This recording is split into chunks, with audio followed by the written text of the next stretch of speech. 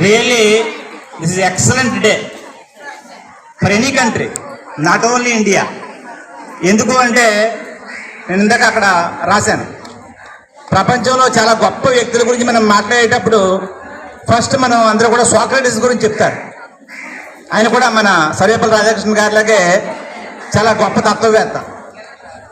ఆయన ఏమంటారంటే డాక్టర్లు చాలా గొప్ప వాళ్ళు, ఎందుకంటే చాలా మంది ప్రాణాలు నిలబెడతారు. ఇంజనీర్లు మరీ గొప్పవాళ్ళు, ఎందుకంటే చాలా చాలా ప్రాజెక్టులన్నీ కట్టి దేశానికి పంటలు పండేటట్టు సౌభాగ్యం వచ్చేటట్టు చేస్తారు. న్యాయాధికారులు ఇంకా గొప్పవాళ్ళు, ఎందుకంటే వాళ్ళు సరైనటువంటి విధంగా తీర్పులు చెప్పి దేశాన్ని ఒక గాడిలో పెడతారు. అలాగే పోలీస్ అధికారులు, రక్షక భటులు, వాళ్ళు వీళ్ళందరికంటే కూడా గొప్పవాళ్ళు, ఎందుకంటే సమాజానికి శాంతిని ఇస్తారు. కానీ వాళ్ళే చాలా చాలా గొప్పవాళ్ళు అయితే వీళ్ళందరినీ తయారు చేసినటువంటి ఉపాధ్యాయులు ఇంకెంత గొప్పవాళ్ళో మీరే ఆలోచించుకోండి అన్నాడు ఆయన. ఎంత నైస్, ఎంత అద్భుతమో చూడండి. ఒక ఉపాధ్యాయుడికి కుర్రాడికిను ఉపాధ్యాయుడికి ఉండేటువంటి బంధం మీకు ఎంతవరకు అవగాహన ఉందో నాకు అయితే తెలియదు. కానీ చాలా మంది ఉపాధ్యాయులను, గురువులను, శిష్యులను వాళ్ళ సొంత పిల్లలు కూడా లేనటువంటి అనుబంధం వాళ్ళది. గురువు అంటే ఓన్లీ టీచింగ్లా మాట్లాడేవాడని మాత్రమే కాదు. మహాత్మా గాంధీ గారికి చాలా మంది శిష్యులు ఉన్నారు.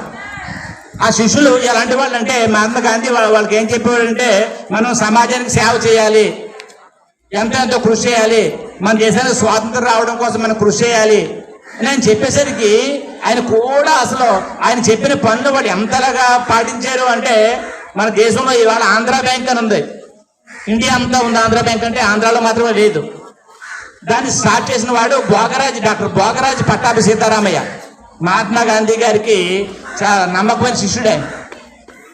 అలాగే కాశీనాథ్ నాగేశ్వరరావు గారు తెలుగు పేపర్లో ఆంధ్రపత్రిక పేపర్ మొట్టమొదటి ఆయన స్టార్ట్ చేశారు. అమృతాంజనం కనిపెట్టారు ఆయన. మహాత్మా గాంధీ గారి నమ్మకమైన శిష్యుడు ఆయన. ఇలాంటి శిష్యులు చాలా మంది అన్నమాట.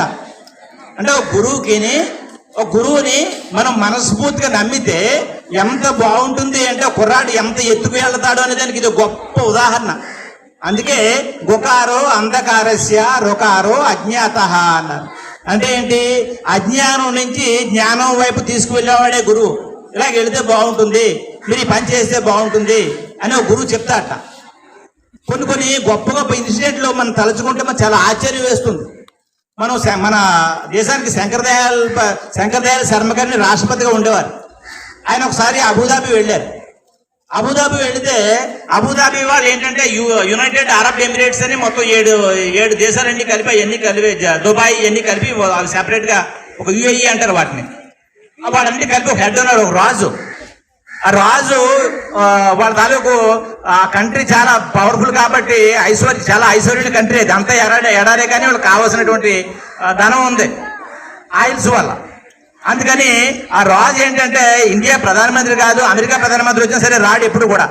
అలాంటిది శంకరదయాళ్ శర్మ గారు వాళ్ళ దేశానికి వచ్చారని తెలిసి ఆయన స్వయంగా వచ్చారు. వచ్చి ఆయన విమానాశ్రయానికి వచ్చి విమానం దిగేటప్పుడు ఆయన ఎదురుగా ఉండి ఆయన కూడా ఉండి తీసుకెళ్ళి వెళ్ళేటప్పుడట ఆ కారు మీద కారు నడిపే డ్రైవర్ని పక్క తప్పుకోమని ఆయనే కూర్చోబెట్టి కారు నడిపి తీసుకొచ్చాట. అందరూ కూడా ఆశ్చర్యపోయారు. ఇదే మన రాజుగారికి ఏమైంది, ఇలా నాకు అర్థమవుతుంది. అమెరికా ప్రెసిడెంటే పట్టించుకోరు, ఇండియా ప్రెసిడెంట్ ఏంటి పెద్ద లెక్కే ఉన్నది, ప్రధానమంత్రి కూడా కాదు అని వీళ్ళందరూ ఆశ్చర్యపోతే ఆ మాట్లాడే సభలో ఆయన చెప్పారట, నేను ఈయనకి ఇండియాకి రాష్ట్రపతి అని నేను తీసుకొచ్చి కారు నడపడమో లేకపోతే ఈ సన్మానం చేయడమో చేయలేదు. నేను పూణేలో చదువుకున్నాను. చదువుకునేటప్పుడు శంకరదయాళ్ శర్మ సారు మాకు టీచరు, శంకరదయాళ్ శర్మ సార్ మా టీచరు. అందుకనే నేను ఆయన్ని తీసుకొచ్చి సన్మానం చేశాను. This is the great man అని ఆయన ప్రకటించాడు. దాన్ని బట్టి మీరు అర్థం చేసుకోండి. గొప్ప గొప్ప వ్యక్తుల్ని ఉపాధ్యాయులు ఎంతమంది ప్రభావితం చేశారు. చాలా కాలం క్రితం, దాదాపు 70-80 సంవత్సరాల క్రితం వెస్ట్ బెంగాల్లో ఒక స్కూల్లో స్కూల్ జరుగుతుంది. స్కూల్కి కొంచెం దూరంలో గ్రౌండ్ ఉంది, ఆట స్థలం. ఇద్దరు పిల్లలు అక్కడ ఆడుకుంటున్నారు. ఈలోగా డిఈఓ లాంటి ఆఫీసులో ఒక ఆయన వచ్చారు. ఆఫీసర్ వచ్చి అంటే స్కూల్ స్టార్ట్ అయింది, స్టార్ట్ అయినటువంటి ఫస్ట్ 5 నిమిషాలను వచ్చారు ఆయన. ఈ ఆడుకుని ఒక పిల్లాన్ని పిలిచి అడిగాట, ఇప్పుడు నాన్న మీరు స్కూల్ స్టార్ట్ అయింది కదా, మీరు ఎందుకు ఆడుకుంటున్నారు, ఇక్కడ టీచర్ లేరా అని అడిగాట. అడిగితే లేరండి టీచరు, అందుకే మేము ఆడుకుంటున్నాం అని కుర్రాడు అన్నాడు. రెండో కుర్రాడిని పిలిచి ఏమంటారు వీడు ఇలా చెప్తున్నాడు నిజమేనా అన్నట్ట. లేదండి వాడు అబద్ధం చెప్తున్నాడు, టీచర్ ఉన్నారండి వచ్చారు ఆల్రెడీ పాఠాలు చెప్తున్నారు, కానీ మేము టీచర్ కనపడకుండా వచ్చేసామండి, వచ్చి ఇక్కడ ఆడుకుంటున్నాము అన్నారు. అంటే అది ఏంటి వీడు ఇలా చెప్తున్నాడు వాడు అలా చెప్తున్నాడు డౌట్ వచ్చి ఆ పక్కనున్న అతన్ని పిలిచి ఒరే వీళ్ళిద్దరిలో ఎవరిది నిజమో నువ్వు వెళ్ళి కనుక్కుని రా తెలుసుకుని రారా అని అసిస్టెంట్ పంపించాడు. ఆ అసిస్టెంట్ వెళ్ళి తెలుసుకుని వచ్చి సారు ఈ రెండో వాడు చెప్పింది తప్పండి, ఒకటో వాడు చెప్పింది నిజం, టీచర్ ఇంకా రాలేదు, స్టార్ట్ అయింది స్కూల్ స్టార్ట్ అయ్యి 5 నిమిషాలు అయింది కదా ఇంకా రాలేదు, బహుశా లేట్గా వస్తారేమో అని అన్నారు. సరే స్కూల్ టీచర్ లేట్ గురించి తర్వాత చూద్దాం, నువ్వు ఎందుకురా అబద్ధం చెప్పావు అని అడిగారు ఈ రెండో కుర్రాన్ని. అడిగితే రెండో కుర్రాడు అన్నట్ట, మీరు మా టీచరు లేట్గా వచ్చారు రాలేదు అని చెప్తే ఆయన మా టీచర్ చాలా మంచి, ఆయన చాలా మంచి టీచరు, చాలా బాగా చెప్తారు.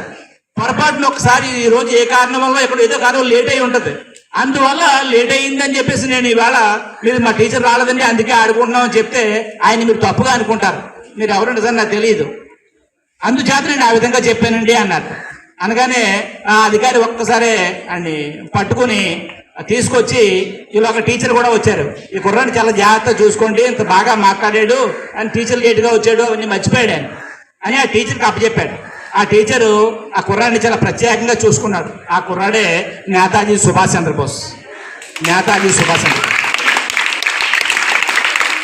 దేశవిధి అతను తీసుకెళ్లి ప్రత్యేకంగా అండమాన్ నికోబార్ దీవుల్లో సెల్యులార్ జైల్లో వేసేస్తే 120 అంతస్తులు ఎత్తుగల గోడ దూకేసి బయటకు వచ్చేసి దేశ విదేశాల్లో ఉన్నటువంటి పెద్దలందరినీ కలిసి ఆ దేశాల్లో ఉండే భారతీయులందరినీ ఒక సైన్యంగా సేకరించి బ్రిటిష్ వాడి మీద తిరుగుబాటు చేశాడు.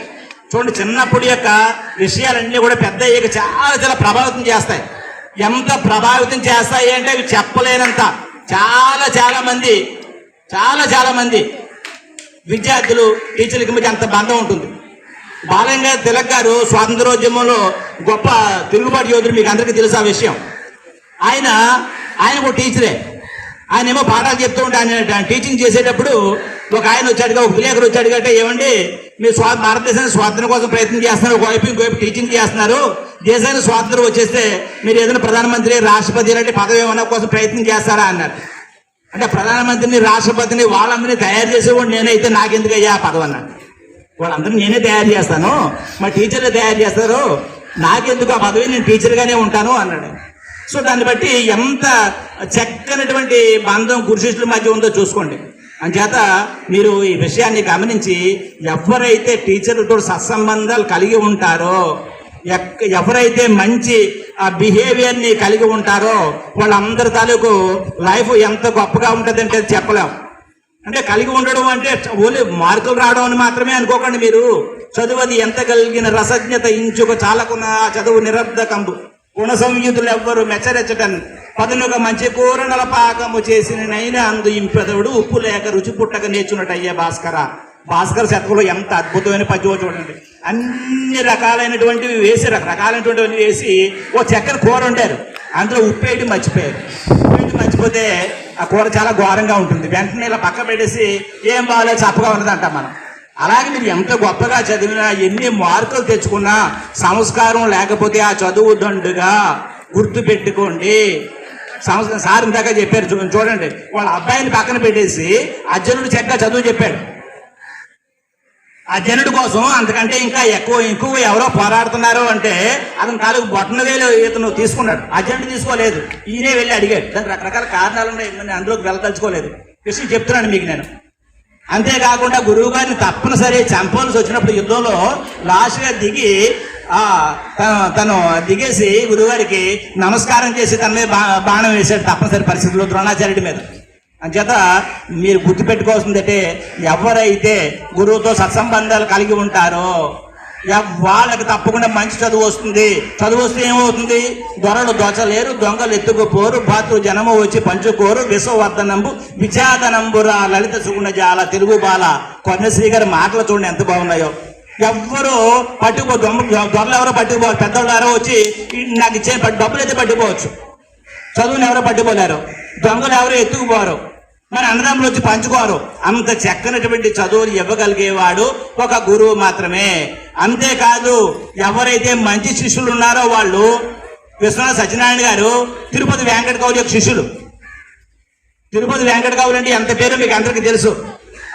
వాళ్ళు ఎక్కడైనా సరే మీరు తిరుపతి వెంకట కౌలు గారు మీ గురువు గారు కదా అంటే ఆయన అనేవాట, నేను తిరుపతి వెంకట కౌలు మా శిష్యులు మా గురువు గారు అని చెప్పుకోవడం నాకు గర్వం, ఓకే, కానీ వాళ్ళకు కూడా నేను విశ్వనాథ సత్యనారాయణ గారి శిష్యుడిని, విశ్వనాథ సత్యనారాయణ గారు మా శిష్యుడి అని చెప్పుకోవడం వాళ్ళకు కూడా గర్వమే అని ఆయన చెప్పేవాడు. ఎందుకంటే ఆయన ఆ స్థాయికి ఎదిగాడు. మీరు కూడా అలా పైకి ఎదగాలి.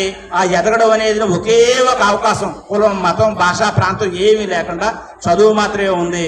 ఆ చదువు సంస్కారం రెండు ఎవరైతే ఉంటాయో వాళ్ళు తప్పకుండా బాగుపడతారు.